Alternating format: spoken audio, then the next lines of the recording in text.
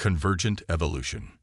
Lieutenant Commander Elara Hayes pressed her face against the viewport of the ESV horizon, watching the stars blur as the ship dropped out of FTL. After 18 months in deep space, the horizon had finally reached the coordinates specified in the mysterious signal they'd been chasing across 3 star systems. "Approaching Vexor Prime, Commander," announced Lieutenant Park from the navigation console. "Sensors detecting artificial structures in high orbit, and they're massive." Elara straightened her uniform. First contact scenarios were what she'd trained for, but nothing could truly prepare anyone for the real thing. Humanity had only colonized 12 exoplanets since developing FTL capability 30 years ago. In all that time, they'd found ruins, remnants, and remains, but never a living, technologically advanced species. Until now. "Captain Reeves to the bridge," she called into her comm. First contact protocols engaged. Captain Yuri Reeves arrived moments later, his weathered face betraying both exhaustion and excitement. At 58, he was one of the most experienced captains in the Earth Stellar Navy, having witnessed humanity's first tentative steps into the cosmic ocean. "Status report," he demanded, taking his seat at the center of the bridge. "The signal has been translated with 86% confidence, sir," replied Dr. Amara Singh, the ship's xenolinguist. "It's a greeting, or at least we think it is. They're calling themselves the Vexari." "Open visual communications," Reeves ordered. The main screen flickered to life, and a collective gasp rippled through the bridge crew. The alien that appeared was startlingly humanoid, bipedal, with 2 arms, a central torso, and a head positioned atop a muscular neck. But the similarities ended there. The being's skin was a deep indigo, textured like fine leather. 4 dark eyes were positioned in a diamond pattern across a face dominated by a narrow, almost beak-like mouth. "Greetings, lost children of Vexor," the alien spoke in accented but understandable English. "I am Supreme Orator Corva of the Vexari Ascendancy. We have awaited your return for many cycles." Captain Reeves glanced at Dr. Singh, who looked equally perplexed. "Supreme Arbiter Corva," Reeves began cautiously, "I am Captain Yuri Reeves of the Earth Stellar Navy vessel Horizon. We come in peace, seeking friendship and knowledge. However, I believe there may be a misunderstanding. We are humans from the planet Earth, not Vexari." The alien's 4 eyes blinked in an unsettling sequence.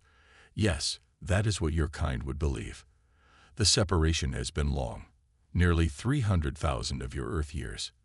But genetic memory is persistent, Captain. Your species' divergence from the Vexari genome is well documented in our ancestral records." Elara felt a chill run through her body. Was this alien claiming humans were merely a lost colony of their species? "We would be interested in discussing these records," Dr. Singh interjected. "Our own evolutionary history traces back millions of years on Earth." "Of course it would appear so," Corva replied, with what seemed like the Vexari equivalent of a smile. "The caretakers were programmed to create a seamless integration, but now that you've achieved interstellar travel, the protocol dictates we must welcome you back into the fold."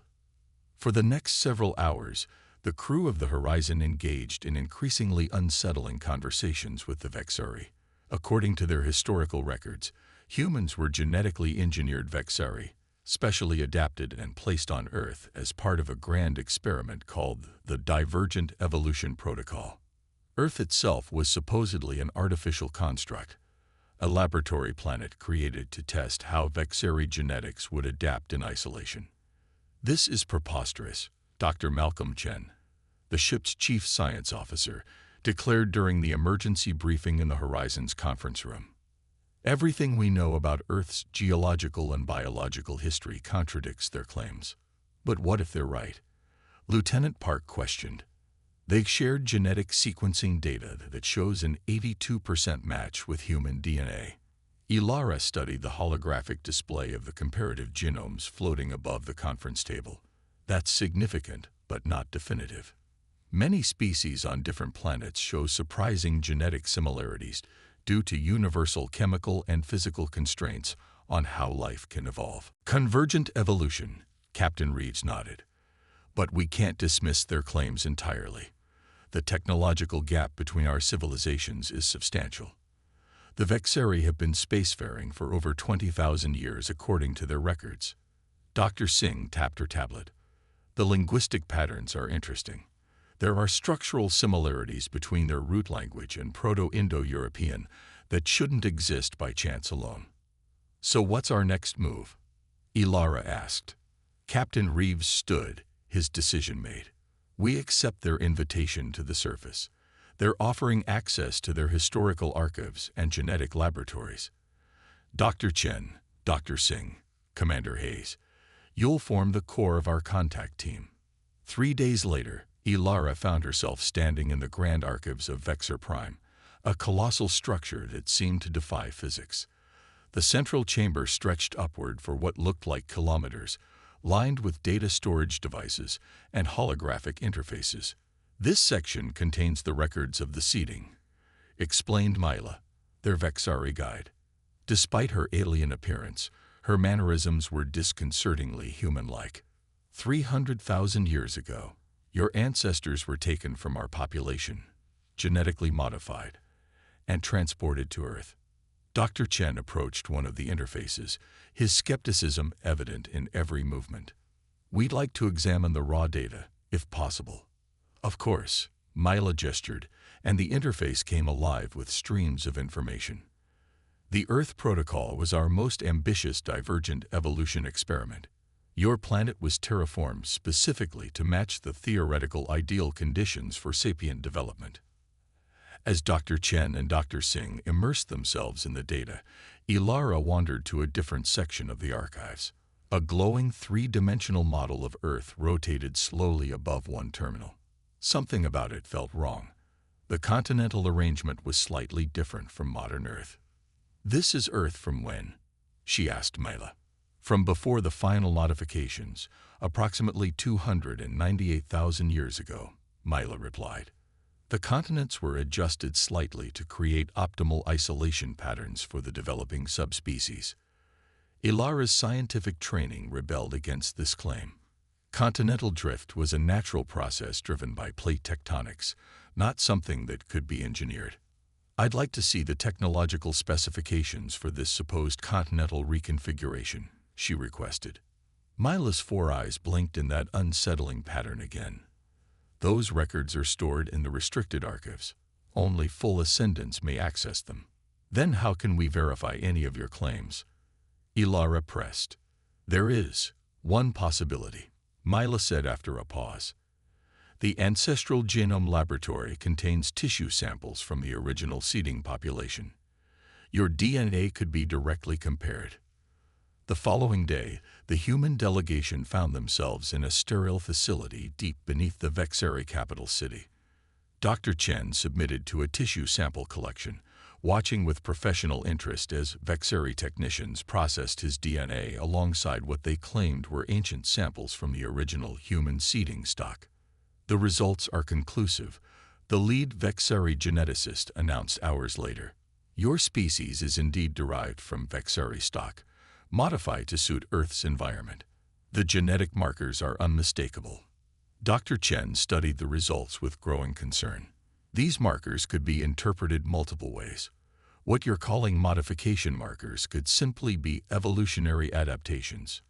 There is a more definitive way to resolve this question, Supreme Arbiter Corva said, entering the laboratory unexpectedly. The ancestral homeworld. Earth is our home world, Ilara stated firmly. Not Earth, Corva corrected. Nexus, the birthplace of both our species, before the Great Divergence. The archaeological evidence there would be irrefutable. Captain Reeves, who had joined them for this crucial meeting, leaned forward. And where is this planet? In what you call the Proxima Centauri system, Corva replied. The third planet. You know it as Proxima Centauri c. The humans exchanged shocked glances. Proxima Centauri had been classified as uninhabitable due to extreme radiation levels. No human expedition had ever landed on its surface. That's impossible, Dr. Singh objected. Proxima FT is bathed in radiation. No complex life could evolve there. It was not always so, Corva said. The radiation is artificial, a protective measure implemented after the divergence. Beneath the planet's surface lie the ruins of our common ancestors, and you can deactivate this radiation shield, Captain Reeves asked. Corva's 4 eyes fixed on the captain. We cannot. But you can, Captain Reeves. The security protocols were designed to recognize the genetic signature of the Seeders, what you would call pure humans. Only your kind can access Nexus now. Ilara felt a chill run down her spine as the implications became clear. If the Vexari were telling the truth, it would rewrite human history. If they were lying, this could be an elaborate trap. Why show us this now? She asked. If you've known about Earth for thousands of years, why wait until we developed FTL travel? The protocol is explicit, Corva replied. Contact may only be established when the seeded species achieves independent interstellar capability. To interfere earlier would contaminate the experiment. Experiment, Ilara repeated, the word tasting bitter. Is that all humanity is to you? A 300,000-year experiment. Corva's expression shifted to something unreadable. You misunderstand, Commander Hayes. The experiment was not to observe your development, but to preserve what was being lost. The original Vexari, before we became what you see now, were dying. Genetic degradation threatened our extinction. The Earth Protocol was not just an experiment. It was a backup plan. You are not just our descendants. You may be our salvation. As the humans returned to the horizon that evening, a somber mood had settled over the delegation. The data they'd gathered was both compelling and disturbing. Either the Vexari were perpetrating an elaborate hoax, or human understanding of their own origins was fundamentally flawed. Set course for Proxima Centauri, Captain Reeves ordered once they were safely aboard. Let's find out the truth about this Nexus planet. Ilara gazed out the viewport as the horizon broke orbit, watching Vexor Prime recede into the distance. Behind them, a Vexari diplomatic vessel followed at a respectful distance, accompanying them to humanity's supposed ancestral home. The truth of their origins awaited them among the stars, and with it, perhaps, the true nature of Earth itself. Birthright. The ESV horizon dropped out of FTL at the edge of the Proxima Centauri system, the nearest star to Earth's sun. Lieutenant Commander Ilara Hayes studied the tactical display as the ship's sensors catalogued the planets orbiting the red dwarf star. Proxima Centauris, he confirmed. Captain, reported Lieutenant Park. Radiation levels consistent with previous Earth surveys, lethal to all known forms of life without heavy shielding. Captain Reeves nodded grimly.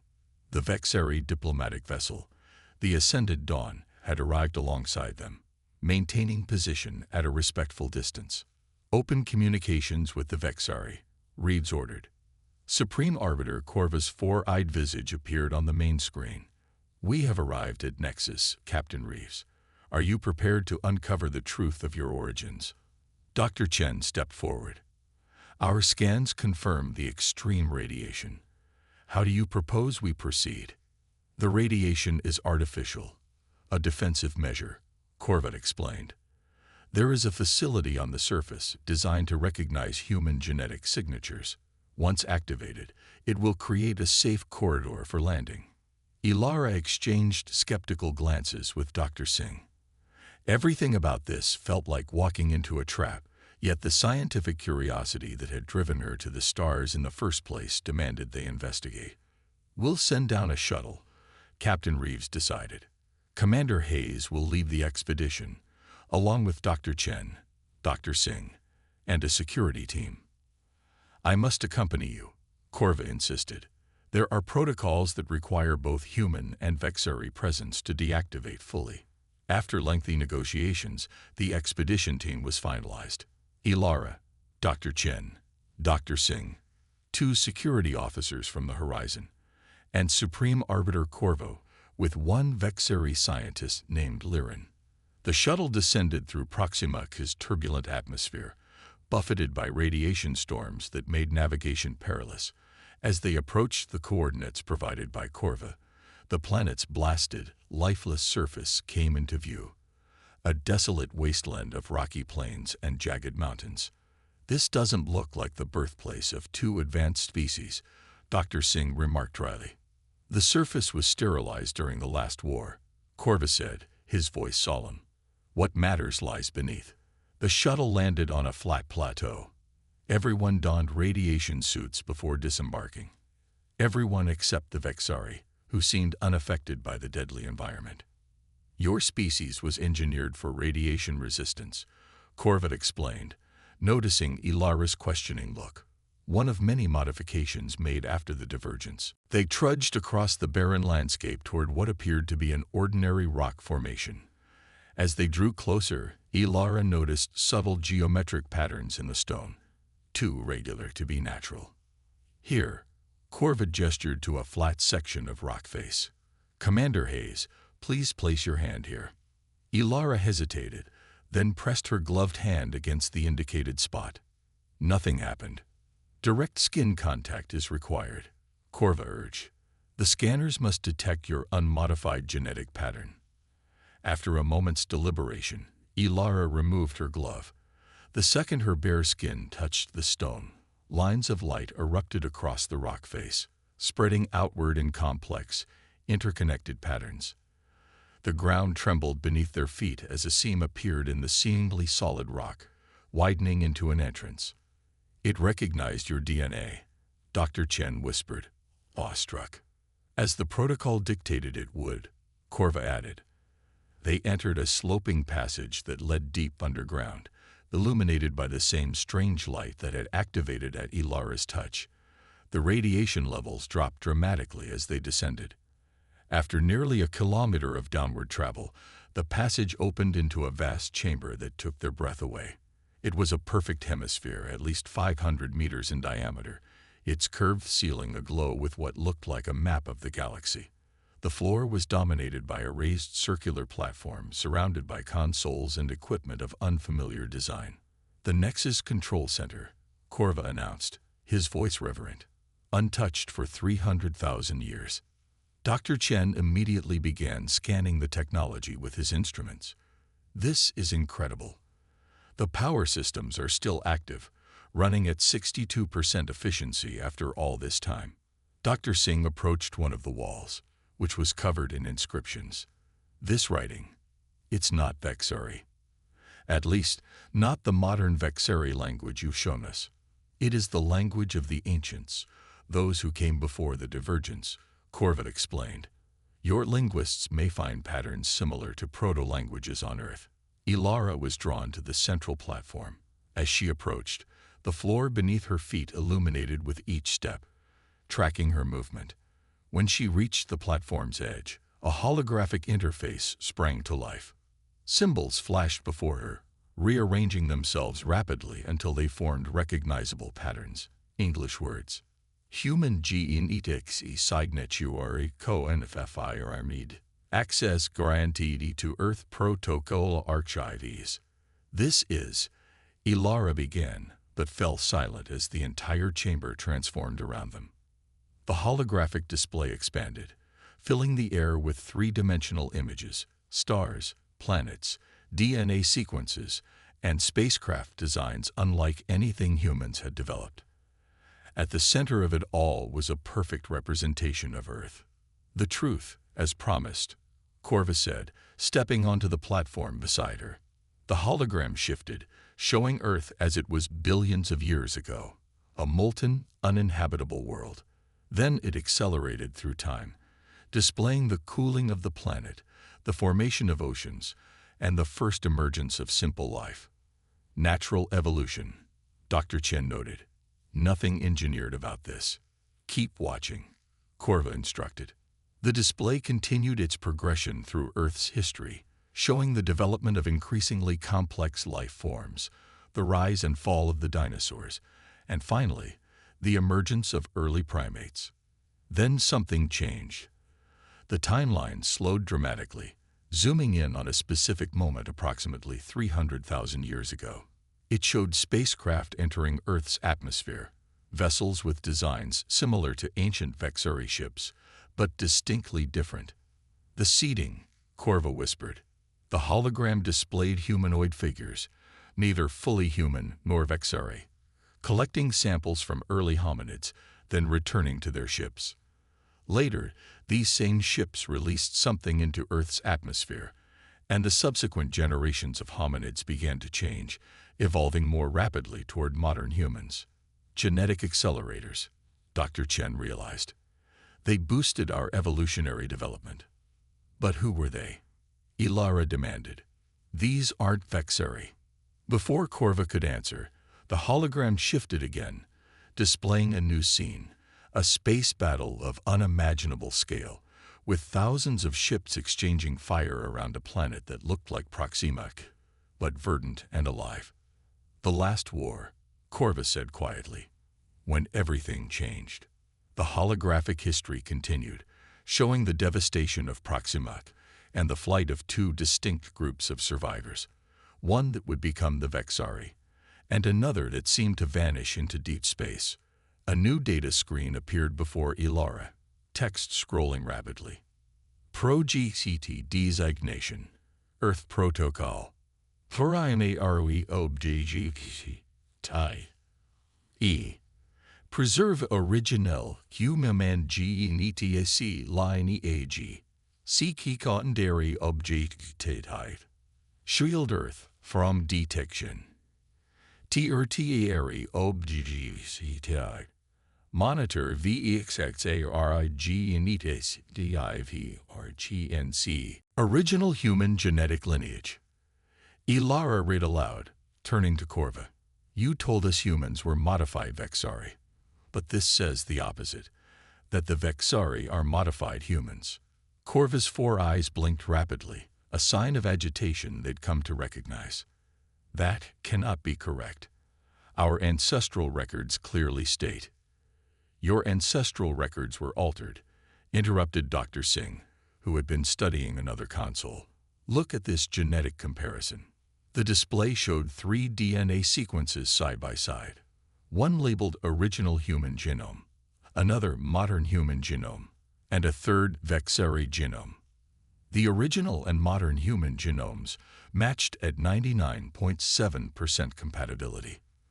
The Vexari genome showed significant engineering markers, with only 82% compatibility to the original human template. We're not your descendants, Ilara realized. You're ours, or rather, both our species are descended from the original humans who built this facility. But your ancestors were heavily modified to survive in high radiation environments after the war, while ours were kept as close to the original template as possible. Corva staggered backward, his cultural identity visibly shaken. This contradicts everything in our historical archives. Dr. Chen studied the data intently. According to this, the original humans were a spacefaring civilization that split into 2 factions during a catastrophic war. The losing side fled to Vexar Prime after extensive genetic modification to survive in harsh conditions. The winning side established the Earth Protocol to preserve their original genetic line, hidden away on a protected planet, Earth. But why hide Earth? Ilara wondered. And why erase the true history? The answer came from an unexpected source. The Vexari scientist, Liren, who had been quietly examining a separate console, spoke up. Because of what Earth truly is. All eyes turned to Liren as she activated a new holographic display. It showed Earth, but with strange energy patterns emanating from its core. Earth is not merely a sanctuary for genetic preservation, Liren explained. It is a key, the control center for a vast defensive network spanning this entire sector of the galaxy. The hologram expanded to show hundreds of seemingly dormant satellites and installations throughout nearby star systems, all connected in a web that centered on Earth. The original humans feared that whatever destroyed Nexus might one day return, Liren continued. They created Earth as both a preserve and a weapon of last resort. The humans of Earth were meant to evolve naturally, unaware of their true purpose, until they developed interstellar travel on their own, proving they had reclaimed the technological sophistication of their ancestors. And now we have, Ilara whispered, which activated the final phase of the protocol. Corva added, his voice hollow with realization. When humans achieved FTL capability, it sent a signal, not just to us, but potentially across the galaxy. A signal saying what? Captain Reeves asked over the comm link they'd maintained with the Horizon. The answer appeared on the central hologram in large, unmistakable letters. The Sentinels, HVRE2RNET. Sentinels. Ilara questioned. Liren nodded gravely. According to these records, the original humans called themselves the Sentinels, guardians against some ancient threat from beyond the galaxy's edge. Earth wasn't just preserved as a genetic backup. It was designed as a time capsule, ensuring that if the Sentinels fell, they would eventually be reborn with their original capabilities. And we're the reborn Sentinels, Dr. Chen concluded. Which makes Earth, Dr. Singh began, the most important strategic asset in this sector of the galaxy. Corva finished, his 4 eyes focusing intensely on Ilara. Now you understand why the Vexeri High Council has been so interested in Earth. Not just for genetic recovery, but for control of the defensive network. Ilara's hand moved instinctively to her sidearm. Earth is under the protection of the Earth Stellar Navy. Any attempt to seize control would be considered an act of war. To her surprise, Corva raised his hands in a distinctly human gesture of peace. Commander Hayes, my instructions from the High Council were indeed to secure access to Earth by any means necessary. But what we've discovered here changes everything. The Supreme Arbiter turned to face the hologram of Earth. The Vexeri have always known we were modified, though our histories claimed it was to perfect us rather than as a desperate survival measure. What we never knew was our original purpose, to stand as sentinels against some forgotten threat. You believe these records? Ilara asked cautiously. The genetic evidence is irrefutable, Liren answered. And it explains why, despite our supposed superiority, we've never been able to replicate certain technologies from our distant past. Those technologies were designed to respond only to unmodified human DNA, your DNA. A tense silence fell over the chamber as everyone processed the implications. Finally, Captain Reeves spoke through the comm. Commander Hayes, what's your assessment? Ilara studied Corva carefully before responding. I believe we've stumbled onto something far bigger than a first contact situation, Captain. Earth isn't just our home. It's apparently the linchpin of an ancient defensive system that only humans can control. And there may be a reason it was activated now. The signal, Dr. Singh realized. When humans developed FTL, it didn't just alert the Vexari. It broadcast our return across space. If there really is some ancient enemy, then they now know the Sentinels have returned, Corva finished grimly. Captain Reeves's voice was steady when he replied.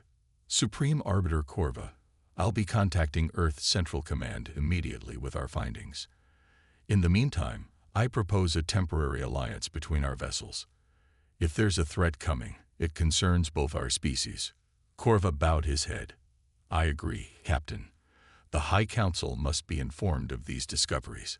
Whatever differences exist between humans and Vexari, we now know we share a common ancestor and perhaps a common enemy. As the diplomatic discussions continued overhead, Ilara approached the central console once more. The moment her hand touched the interface, new data streamed across the holographic display. Star charts, weapon schematics, and coordinates for dozens of dormant defense installations. We were never meant to be alone in this, she murmured, watching as the activation sequence for Earth's hidden defenses appeared before her. We were meant to be guardians. Dr. Chen joined her, his expression a mixture of awe and concern. Earth has been more than just our home all along. It's been our birthright, and our fortress. And now it's awakening, Dr. Singh added, pointing to a flashing indicator on the display. Look, systems throughout the sector are coming online. Whatever the original Sentinels built this network to defend against, They built it for us to use, Ilara finished. And judging by the scale of these defenses, we're going to need them. As if in response to her words, a new alert flashed across the display. Perimeter Bur EACH, DETCTED. Unknown entities, APPROAC from VCTOR 227.8916. ESTI MATD Arrival. 73 Earth Days. Send tiny il respo inesis piro to gavalo inited. The true nature of Earth had been revealed, not just as humanity's cradle, but as the command center of an ancient defensive network designed to protect the galaxy from a forgotten enemy. And now, that enemy was returning. Humanity had thought their journey to the stars was just beginning. Instead, they were continuing a mission begun hundreds of thousands of years ago by their ancestors, the original sentinels of Earth. Captain, Ilara called, her voice steady despite the weight of this revelation. We need to get back to Earth immediately. It's time for humanity to embrace its true purpose. As the expedition team prepared to return to the surface, Ilara cast one last look at the holographic display of Earth, her home, but also so much more. For the first time, she understood why humans had always felt such a profound connection to their planet. It wasn't just where they were from, it was what they were for. The Sentinels had returned, and the galaxy would never be the same again.